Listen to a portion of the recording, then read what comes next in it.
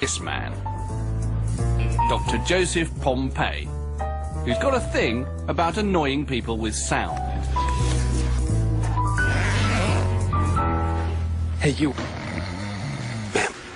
Ma'am, please wake up. No sleeping in the library. Most people of his age don't know much about sound. The most antisocial they can get is turning their car's hi-fi up in a quiet neighborhood. But Dr. Pompey has studied sound for so long he's got letters after his name, and he came up with something a bit better. That's not a speaker system. Now this is a speaker system. The whole idea of his sound spotlight system is to make sure that only one person can hear him, even though they're 20 meters away. Hey, you there. You on the laptop. Are you downloading illegal files to the library network? I hope not. Hey, you there, studying. Miss, can you hear me?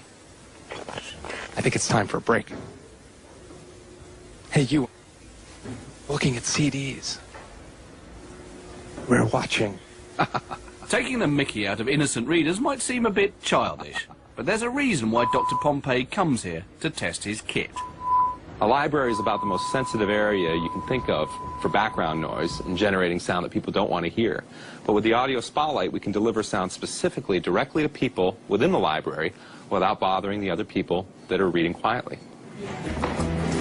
One of the things is we can bring in a couple of Latin dancers, send them some hot salsa music. They can dance all they like in the middle of the library to all the music that they want without bothering the other people nearby who want to sit, read, or work quietly.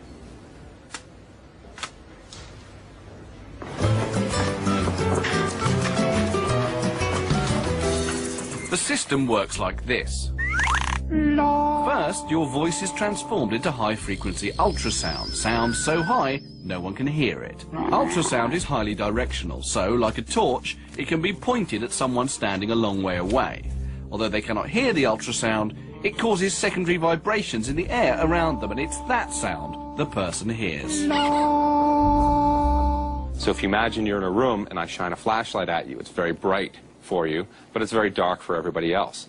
Much the same way, the audio spotlight creates a very narrow beam of sound that you can shine at a listener. They hear it very clearly, and it doesn't create noise that might bother other people in the same space. It's already being used in museums, and soon Dr. Pompey hopes he'll have his system in TV sets, so that only one person in the room can hear it. The others can get on with something much more boring. But whatever its practical use is, it remains a great toy. Hey, excuse me, miss. That's a really nice shirt you've got on. These are called electromyographic signals.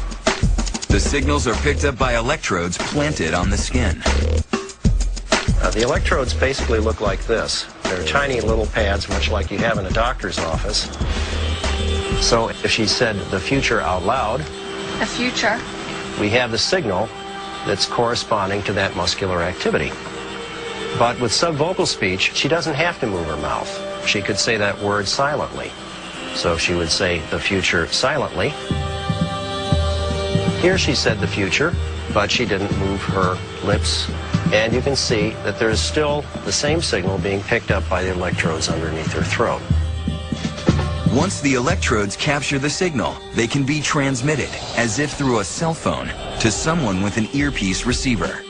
So the newer sensors are the size of a dime, and they're going to continue to get smaller in the not very distant future.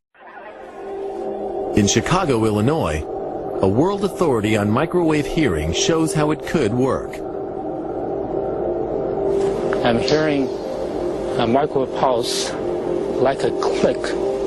Now it sounds like a chirp with a tonal quality to it. Professor James Lynn is hearing sounds that aren't there, but he's not crazy. Pulses of microwave energy are being generated and fired at him from behind. Microwaves can be heard depending on the individual, depending on the hearing acuity of the individual. Individuals with a fairly normal hearing can hear microwaves at quite a low level. The energy of the absorbed microwaves causes brain tissue to very slightly heat up and expand, causing a pressure wave to be picked up by the hearing mechanism in the inner ear.